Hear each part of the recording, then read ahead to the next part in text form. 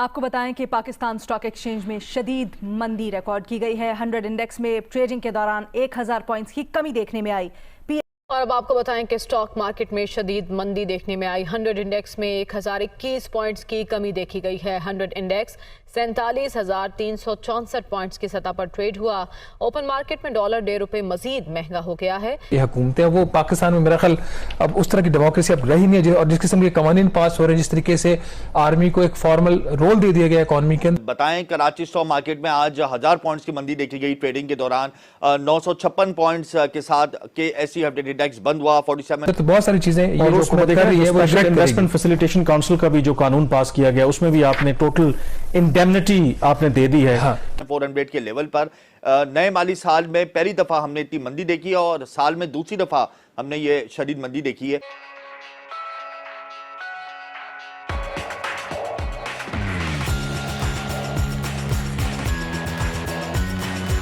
कि जो भी फैसले उस फोरम के ऊपर होंगे उसको किसी कोर्ट ऑफ लॉ में क्वेश्चन नहीं किया जा सकता। FIA कोई इन्वेस्टिगेशन नहीं कर सकती, NAB कोई कार्रवाई नहीं कर सकती until and unless there are irrefutable evidence के वहां पर कोई रॉन्ग डूइंग हुई है। तो कंप्लीटली इट अपीयर्स कि एक पैरेलल सेटअप जो है वो काम करेगा। एक तरफ जो आपके ट्रेडिशनल या जो बाकी गवर्नेंस का मॉडल है, और दूसरा ये इट अपीयर्स कि एक सुपरा एक बॉडी होगी जो हर चीज को इस तरह के फैसले करेगी और उस पर कोई बाकी जो कानून का तलाक है वो नहीं होगा। लेकिन वो जो असल जो चीज है, जो आप किसी को क्या पता है, पहले तो जो इन्होंने आइडिया ये था कि जो सुपरवाइजरी काउंसिल बनी जिसको प्राइम मिनिस्टर चेयर करते हैं वो फैसला करेंगे कौन से असासे जो है वो ट्रांसफर होने। वो इन्होंने 7 असासे जो थे वो इन्होंने आइडेंटिफाई कर दिए थे। अब कानून के अंदर उन्होंने ये किया है कि जिस दिन से ये कानून बन गया और इफेक्टिव हुआ उसी दिन से ये जो 7 एसेट्स हैं ये ट्रांसफर हो चुके हैं।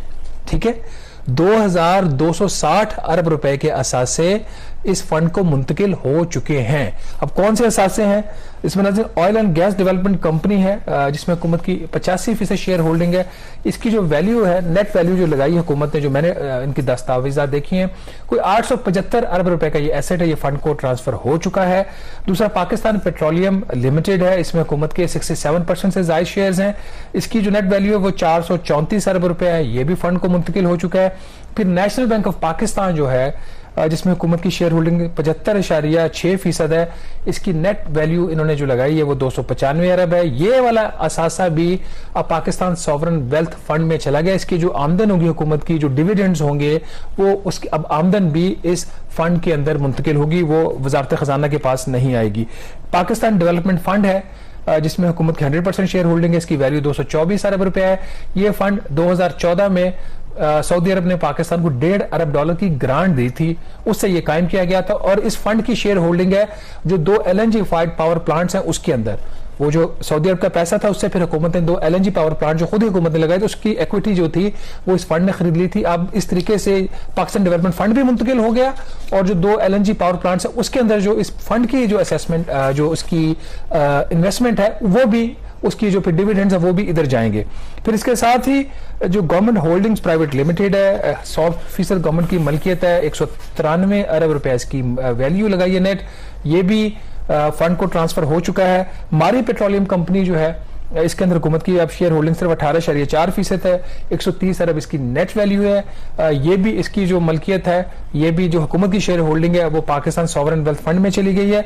और नीलम झेलम हाइड्रो पावर प्रोजेक्ट 106 अरब रुपए नेट वैल्यू, 100% हुकूमत की मलकियत, ये भी पाकिस्तान सॉवरन फंड में इसकी जो मलकियत है मुंतकिल होगी। कामरान, जब ये पैसा सारा आ जाएगा फिर ये क्या कारोबार करेंगे?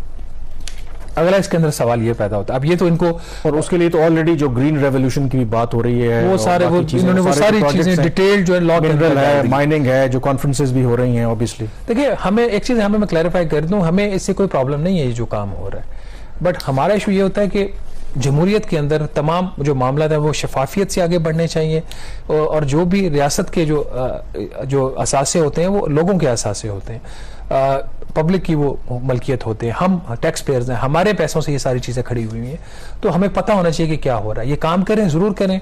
पाकिस्तान का जो एक्सटर्नल सेक्टर है उसको बहुत बड़ी सपोर्ट मिलेगी अगर इसकी जो एक्टिविटीज़ है ये हो जाती हैं।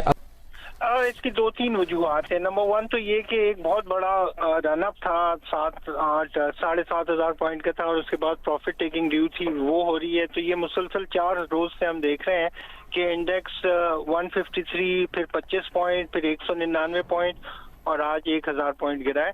तो ये एक प्रॉफिट टेकिंग है, डेफिनेटली ये भी बात है। एंड कल जो है वो हुकूमत का आखिरी दिन है एंड उसके ऊपर कुछ जो है बहुत सारे सवालात हैं। कुछ वुज़रा ने जो इंटरनेशनल मीडिया से भी बात की और वहाँ पे ये है कि महीना 2 महीने इलेक्शन जो डिले होने की बात है, तो वहाँ पे ये है कि कल शायद जो है ऐसा कोई फैसला ना हो और उसको जो है मार्केट उसको भी थोड़ा सा डिस्काउंट कर रही है। तो ये दो तीन चीजें हैं जिसकी वजह से मार्केट जो है वो इस वक्त करेक्शन मोड में है। एंड इस वक्त भी अगर आप देखें तो मार्केट क्या वजूहात आप समझते हैं कि कराची स्टॉक मार्केट में जो ट्रेडर्स हैं, इन्वेस्टर्स हैं, वो बहुत ज्यादा मुताद हो गए?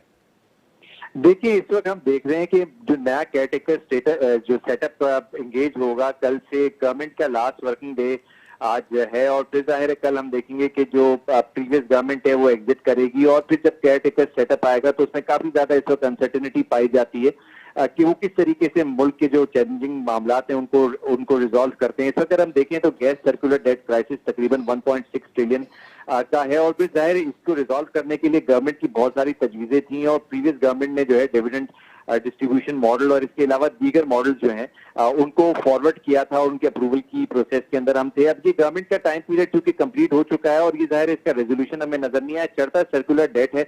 हम ये सिचुएशन को देखते हुए ऑयल सेक्टर के अंदर, पावर सेक्टर के अंदर काफी ज्यादा क्राइसिस इस वक्त मौजूद है सर्कुलर डेट का, जिसकी वजह से ओवरऑल वहां पे प्रेशर नजर आया और मार्केट के अंदर जो है पेशल लेवल पर, इंस्टीट्यूशनल लेवल पर, फॉरेन इन्वेस्टर के लेवल पर जो है प्रॉफिट टेकिंग जो है वो बुक हुई और जाहिर है इसका मेजर रीजन नए केयर टेकर जो सेटअप है उसके अपॉइंटमेंट की अनसर्टेनिटी है कि वो किस तरह से इन मामलात को, इन चैलेंजिंग मामलात को निपटता है। अच्छा एहसान साहब, नई ऑयल रिफाइनरी पॉलिसी का भी ऐलान किया कल हुकूमत ने, उसका क्या इम्पैक्ट आया? मराद तो दी हुकूमत ने, लेकिन जो एक्सपेक्टेशन थी बहुत ज्यादा हाई इन्वेस्टर्स की, उसके मुताबिक रिफाइनरी पॉलिसी का ऐलान नहीं किया गया। तो आप नहीं समझते कि मजीद मराद अगर मिल जाती तो शायद मार्केट आज प्लस होती? लेकिन बहरहाल मराद तो हमें दी गई हैं और हमारा जो रिफाइनरी का सेटअप है वो भी बहुत ज्यादा पुराना हो गया है। तो आप क्या समझते हैं इस हवाले से, इस पूरी मीटिंग को और इस पूरे सिनेरियो को आप किस हवाले से देखते हैं?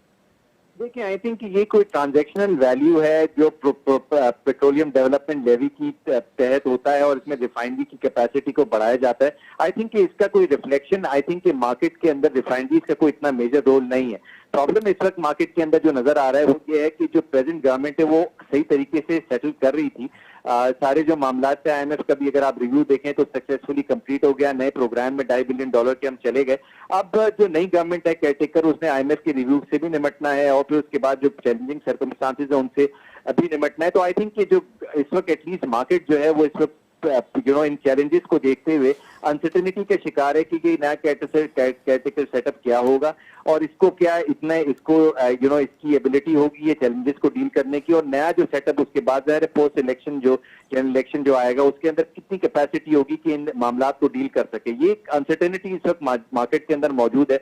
और इस वक्त जो खड़ा प्रॉब्लम जिस तरह से मैंने बताया कि जो गैस सर्कुलर डेट क्राइसिस है, ये ओवरऑल जो पावर सर्कुलर डेट क्राइसिस है पावर सेक्टर के अंदर, वो इस वक्त हैम्पर कर रहा है प्रॉपर फंक्शनिंग में कैपिटल मार्केट के अंदर। जो ये बढ़ चुका है, ये जो है गैस की साइड पर 1.6 ट्रिलियन है, ओवरऑल ये 3.5 ट्रिलियन रुपीज से ज्यादा का क्राइसिस है जिसकी रेजोल्यूशन नजर नहीं आ रही है। इसके अंदर स्टेट ओन्ड एंटरप्राइजेस भी हैं जो लॉस मेकिंग है, उनकी प्राइवेटाइजेशन के क्या प्रोस्पेक्ट्स हैं, ये सारे मामलात इस वक्त की अनसर्टेनिटी का शिकार है और जाहिर ये लिस्टेड कंपनीज हैं। तो ओवरऑल कॉर्पोरेट सेक्टर के अंदर जो प्रॉफिट टेकिंग है वो देखी जा रही है, चाहे आप लोकल इन्वेस्टर की तरफ देखें या फॉरेन इन्वेस्टमेंट भी हम देख रहे हैं कि डाइवर्स्ट हो रही है।